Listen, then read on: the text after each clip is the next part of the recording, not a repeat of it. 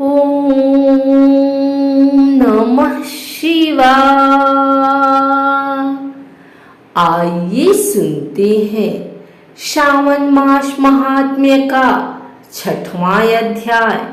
सनत कुमार बोले, हे भगवान, मैंने रविवार का हर्षकारक महात्म्य सुन लिया। अब आप श्रावण मास में सोमवार का महात्म्य मुझे बताइए। ईश्वर बोले, हे सनत कुमार, सूर्य मेरा नेत्र है, उसका महात्म्य इतना श्रेष्ठ है, तो फिर उमा सहित सोम मेरे नाम वाले उस सोमवार का कहना ही क्या। उसका जो महात्म्य मेरे लिए वर्णन के योग्य है, उसी मैं आपसे कहता हूँ। सोम चंद्रमा का नाम है और यह ब्राह्मणों का राजा है। यज्ञों का साधन भी सोम है। उस सोम के नाम के कारणों को आप सावधान होकर मुझसे सुनिए, क्योंकि यह बात मेरा ही स्वरूप है। अतः इसे सोम कहा गया है। इसीलिए यह समस्त राज्य का प्रदाता तथा श्रेष्ठ है। व्रत करने वाले को यह संपूर्ण राज्य का फल देने वाला है। हे विप्र, उसकी विधि सुनिए। मैं आपको विस्तार पूर्वक बता रहा हूँ। 12 महीनों में सोमवार अत्यंत श्रेष्ठ है। उन मासों में यदि सोमवार व्रत करने में असमर्थ हो तो श्रावण मास में इसे अवश्य करना चाहिए। इस मास में इस व्रत को करके मनुष्य वर्ष भर के लिए व्रत का फल प्राप्त करता है। श्रावण में शुक्ल पक्ष के प्रथम सोमवार को यह संकल्प करें कि मैं विधिवत इस व्रत को करूंगा या करूंगी। शिव जी मुझ पर प्रसन्न हो। इस प्रकार चारों सोमवार के दिन और यदि 5 हो जाए तो उसमें भी प्रातः काल यह संकल्प करें और रात्रि में शिव जी का पूजन करें। 16 उपचारों से सायंकाल में भी शिव जी की पूजा करें और एकाग्रचित होकर इस दिव्य कथा का श्रवण करें। हे सनत कुमार, इस सोमवार की कही जाने वाली विधि को अब मुझसे सुनिए। श्रावण मास के प्रथम सोमवार को इस श्रेष्ठ व्रत को प्रारंभ करें। मनुष्य को चाहिए कि अच्छी तरह स्नान करके पवित्र होकर श्वेत वस्त्र धारण करने और काम, क्रोध, अहंकार, द्वेष, निंदा आदि का त्याग करके मालती, मल्लिका आदि श्वेत पुष्पों को लाएं। इनके अतिरिक्त अन्य विविध पुष्पों से तथा अभीष्ट पूजनोपचारों के द्वारा त्रयंबकम इस मूल मंत्र से शिव जी की पूजा करें। उसके बाद कहें, मैं सौ भावनाश महादेव, उग्र, उग्रनाथ, भाव, शशिमौली, रुद्र, नीलकंठ, शिव तथा भवहारी का ध्यान करता हूँ। इस प्रकार अपने विभव के अनुसार मनोहर उपचारों से देवेश शिव का विधिवत पूजन करें। जो इस व्रत को करता है उसके पुण्य फल को सुनिए।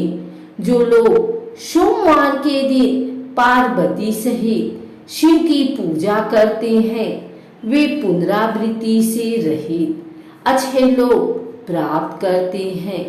हे सनत कुमार, इस मास में नक्त व्रत से जो पुण्य प्राप्त होता है उसे मैं संक्षेप में कहता हूँ।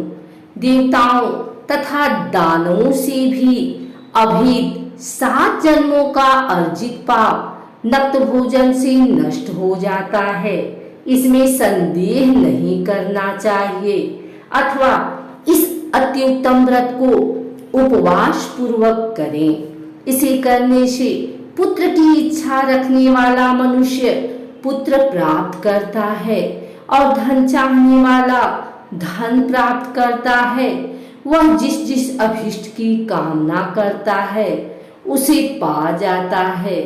इस लोक में दीर्घकालिक वांछित सुखों उपभोगों को भोग कर अंत में श्रेष्ठ विमान पर आरूढ़ होकर वह रुद्रलोक में प्रतिष्ठा प्राप्त करता है। चित्त चंचल है, धन चंचल है और जीवन भी चंचल है। ऐसा समझकर प्रयत्न पूर्वक व्रत का उद्यापन करना चाहिए। चांदी के वृषभ पर विराजमान सुवर्ण निर्मित शिव तथा पार्वती जी की प्रतिमा अपने सामर्थ्य के अनुसार बनानी चाहिए।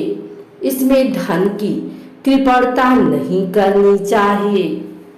उसके बाद एक दिव्य तथा शुभ लिंग तो भद्रमंडल बनाएं तथा उसमें 2 श्वेत वस्त्रों से युक्त एक घट स्थापित करें। घट के ऊपर तांबे अथवा बांस का बना हुआ पात्र रखें और उसके ऊपर उमा सहित शिव को स्थापित करें। उसके बाद श्रुति, स्मृति तथा पुराणों में कहे गए मंत्रों से शिव की पूजा करें। पुष्पों का मंडप बनाएं तथा उसके ऊपर सुंदर चंदोवा लगाएं। उसमें गीतों तथा बाजों की मधुर ध्वनि के साथ रात में जागरण करें। उसके बाद बुद्धिमान मनुष्य अपने गृहसूत्र में निर्दिष्ट विधान के अनुसार अग्नि स्थापन करे और फिर 100 आदि 11 श्रेष्ठ नामों से फलास की समिधाओं से 108 आहुति प्रदान करें। यौ, व्रीहि, तिल आदि की आहुति आप्यायस्व इस मंत्र से दें और बिल्व पत्रों की आहुति त्र्यंबकम अथवा षडाक्षर मंत्र ओम नमः शिवाय से प्रदान करें। उसके बाद स्विष्टकृत होम करके पूर्णाहुति देकर आचार्य का पूजन करें और बाद में उन्हें गौदान प्रदान करें। उसके बाद 11 श्रेष्ठ ब्राह्मणों को भोजन कराएं तथा उन्हें वंश पात्र सहित 11 घाट प्रदान करें। इसके बाद पूजित देवता को तथा देवता को अर्पित सभी सामग्री आचार्य को दें और तत्पश्चात प्रार्थना करें मेरा व्रत परिपूर्ण हो और शिव जी मुझ पर प्रसन्न हो। उसके बाद बंधुओं के साथ हर्षपूर्वक भोजन करें। इसी विधान से जो मनुष्य इस व्रत को करता है वह जिस जिस अभिलाषित वस्तु की कामना करता है उसे प्राप्त कर लेता है और अंत में शिवलोक को प्राप्त होकर उस लोक में पूजित होता है। हे सनत कुमार, सर्वप्रथम श्री कृष्ण ने इस मंगलकारी सोमवार व्रत को किया था। श्रेष्ठ आस्तिक तथा धर्मपरायण राजाओं ने भी इस व्रत को किया था। जो इस व्रत का नित्य श्रवण करता है वह भी उस व्रत के करने का फल प्राप्त करता है। इस प्रकार श्री स्कंद पुराण के अंतर्गत ईश्वर सनत कुमार संवाद में श्रावण मास महात्म्य सोमवार व्रत कथन नामक 6ठा अध्याय समाप्त हुआ।